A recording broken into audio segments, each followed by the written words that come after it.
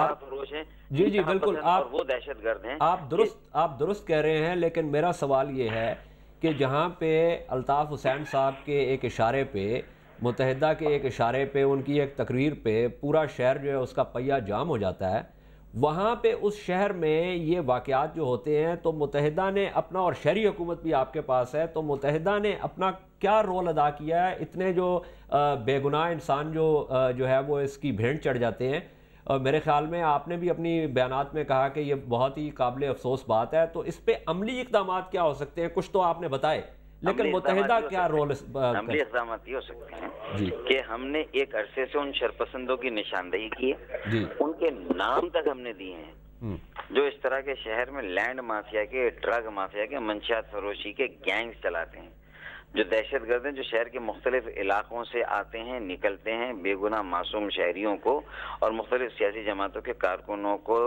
گھات لگا کر جو ہے وہ ان کو قتل کرتے ہیں، اور اس طرح کوشش یہ کرتے ہیں کہ شہر تقسیم ہو جائے مختلف بنیادوں پر، اور سیاسی پارٹیاں اگر ایک دوسرے کے ساتھ قریبی ربط و تعاون اور کوارڈینیشن نہ کرے تو ان کے درمیان غلط فہمیاں ہو جائیں۔ ہم وزارت داخلہ اور حکومت سندھ یا پیپلز پارٹی کے خلاف بیانات دینے لگے، وہ رد عمل میں ہمارے خلاف بیانات دینے لگے، ہم ان کے اوپر ذمہ داری جیسے کہ پچھلے دنوں ہوا، ہمارے اوپر ذمہ داری ڈالیں۔ سمجھنے کی بات ہے کہ کامن اینیمی کون ہے۔ دیکھیں لوزر کون تھا اس پورے واقعے میں؟ ایم کیو ایم اور پیپلز پارٹی میں لی۔ گینر کون تھا؟ فائدہ کس کو ہوا ہے؟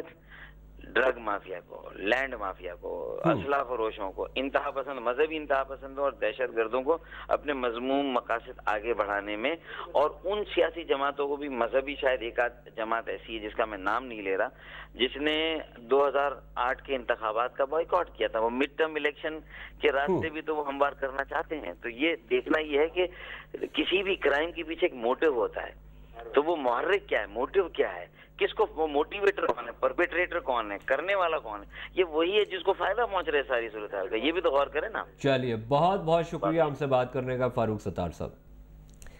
رائی صاحب سنیے آپ نے باتیں ان کی۔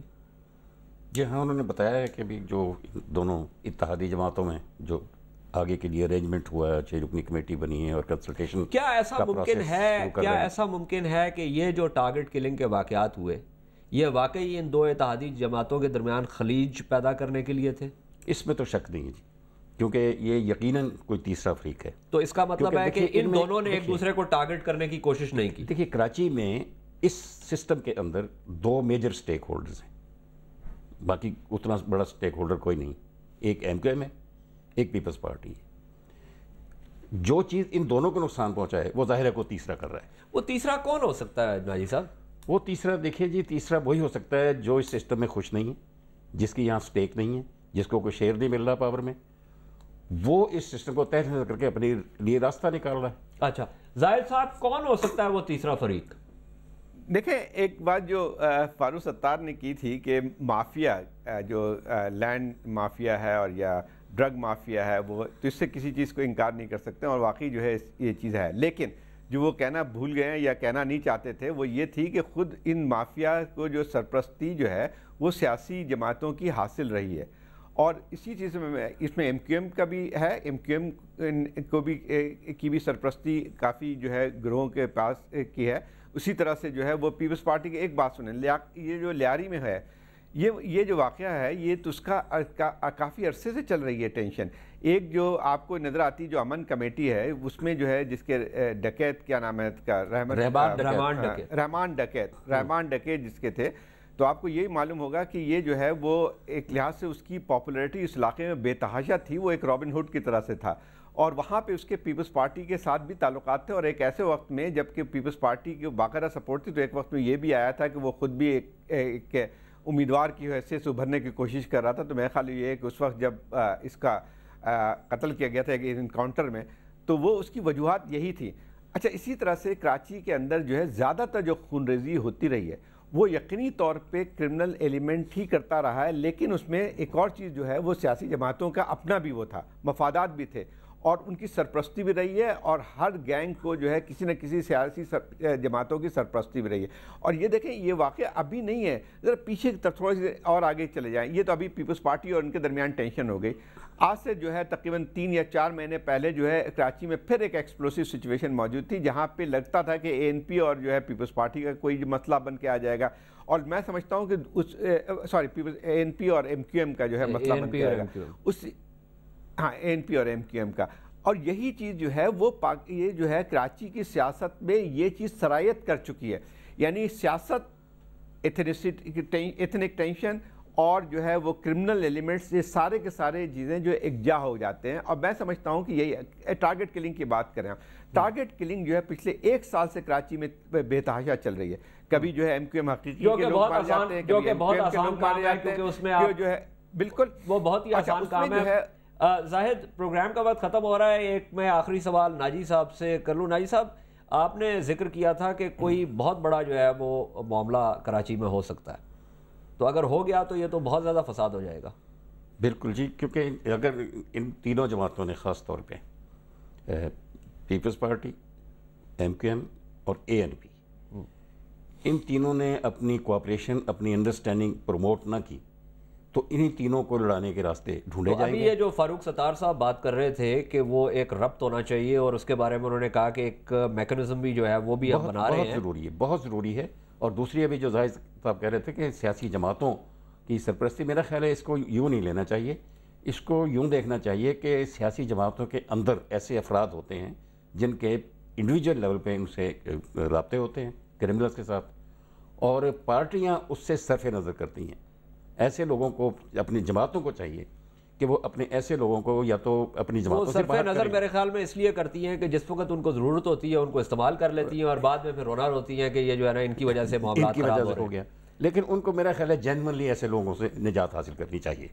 بہت بہت شکریہ نذیر ناجی صاحب، بہت بہت شکریہ زاہد حسین. کراچی کے معاملات کے حوالے سے بات کر رہے تھے تو معلوم یہ پڑا کہ اس شہر میں فساد کروانا یا فساد ہونا بہت آسان کام ہے، اور یہ بدقسمتی سے 80 کی دہائی سے یہ معاملہ چلتا چلا آ رہا ہے.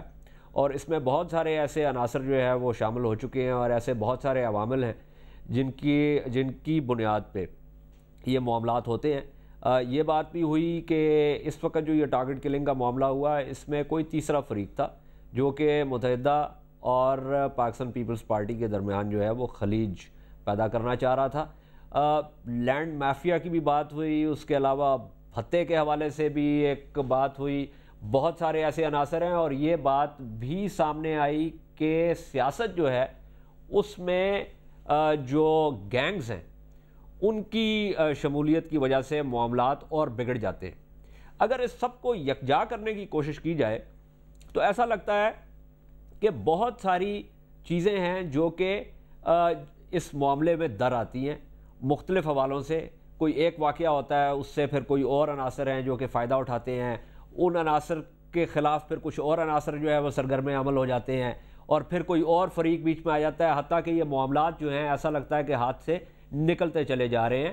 زاہد حسین صاحب نے ایک اور چیز کی طرف بھی نشاندہی کی، اور انہوں نے کہا کہ ہمیں جو ہے وہ چیزوں کو گڈمڈ نہیں کرنا چاہیے، کیونکہ جیسے کہ انہوں نے فرمایا کہ جو 10ویں محرم کا واقعہ جو تھا، حالانکہ اس میں سوالات اٹھتے ہیں، جیسے ناجی صاحب نے اشارہ کیا کہ وہ سوالات ہیں، لیکن انہوں نے کہا کہ ان کو ٹارگٹ کلنگ کے اور بعد کے جو واقعات ہوئے ہیں اس کے ساتھ جو ہے وہ ملانا شاید مناسب نہیں ہوگا، کیونکہ شہر کی عمومی جو ایک رجحان رہا ہے وہ ایسا رہا ہے کہ اس میں اس قسم کے واقعات ہوتے رہتے ہیں.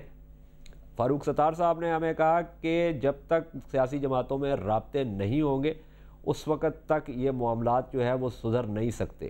کراچی روشنیوں کا شہر کہلاتا تھا، لیکن اب وقتاً فوقتاً اس پہ تاریکی کے سائے جو ہے وہ آ جاتے ہیں، اور جو اس کے شہری ہیں وہ اس کی بھیڑ چڑھ جاتے ہیں.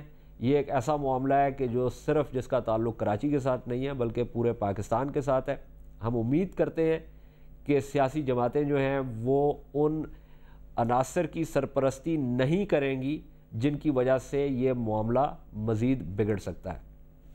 اگر آپ ہمیں کوئی فیڈ بیک دینا چاہتے ہیں تو ہمیں لکھیے اعجازحیدر26@gmail.com.